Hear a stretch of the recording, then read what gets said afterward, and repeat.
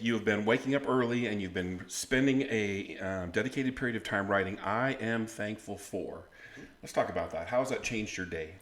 Man, the first part to me is the routine, because I've been waking up a hell of a lot earlier, and I think that has a lot of benefit. But there is something about doing those gratitudes, and especially when you do them right when you get out of bed. Yeah. Dude, it changes the whole frame of the day. Mm-hmm. Yeah. You can't get through that and then be in a bad mood. It takes something else to put you there. You know what I'm saying? Yeah. But even the other things that come along seem more manageable. 100%. 100%. And you start to notice stuff throughout the day.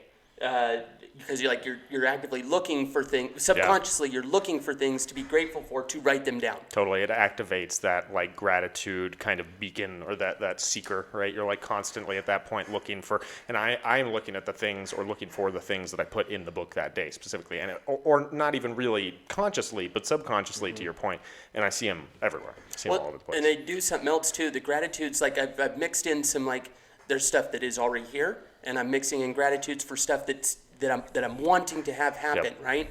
And so it's put me in that mind frame of, okay, this is going to happen. This is going to happen. Then you start the manifesting train of bringing the wheels around. You know what I'm saying? I do know what you're saying. Manifesting, in my opinion, is the process of raising your frequency to receive the thing. It's not wanting the thing. It's not planning or hoping for the thing. It's becoming the person I need to be in order to attract it into my life. And that's my definition of manifesting. And so this is the first step that people leave out in the manifesting process. And so I feel that that's a huge discovery along the way. Now, as you're doing your gratitudes and you've activated your reticulator activating system, and you're looking all day for things, oh yeah, I wrote about that, and oh yeah, I was thankful about that for my spouse, or whatever it was, or my partner, or my roommate, or my employer, those things become more regular. The thing that you said that I wanted to spend some time on is you're looking for things now I'm going to write down for tomorrow. Right. Tell me about that. Yeah, well, I mean, I guess for me, I'm looking for any opportunity to be grateful. I think that's kind of what that puts me in the mentality of when I wake up, the first thing, being that gratitude is kind of the first mode that I activate in the morning, then it becomes almost a competition with myself to see how much I can be grateful for, in a way. But again, it's not so conscious. It very much is happening kind of above my understanding, but I notice it. And especially at the end of the day, I'll notice it as well.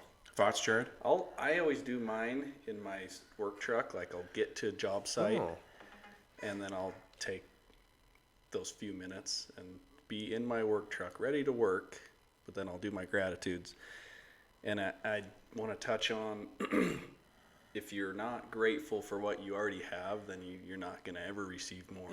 So I always feel that, like, man, I have this job that nobody absolutely loves their job most of the time, but they have to pay you to go. But you know, I'm grateful to have that job. So doing it in my service truck right before I'm at the job site is, I don't know, it's kind of a way to start the day. I love that. It's pretty nice. It is nice. And then my guys are probably more thankful too that I'm in a good mood, you know. It's interesting that when you're in that space that you create, without even having a conversation, you create more gratitude in your immediate environment. It is. It's toxic. It's toxic. Yeah, it's a sickness that it can be spread just as easily as anything, right? Yeah. And if I can go in there with gratitude and a positive energy, then people will pick up on it. And I'm a transmitter of that thing. And if I can make the room more positive and have that, well, then what more can we accomplish? Yeah. And here we go, and we're off. And then it's just a give and take, and then everybody's frequency is. That's what I like. I like the. I like that. To your point about the manifesting as well, I've been noticing myself writing a lot more. I'm grateful for the opportunity, and that's something recently with my injury. I've been writing down that I'm grateful for the opportunity to heal. That's something that I want. I want to heal. I want to be better, but I'm grateful for the opportunity to go through the process of doing it. Very, very powerful. Yeah. That kind of plays to what I was just going to say. So I've also been dealing in the Stoics and really kind of diving into that. One of the Stoic philosophies is, it's ultimately your choice how you receive it or look at any given situation, right? Right. You have no control. No control. You only have control over how you react. Correct. Yeah.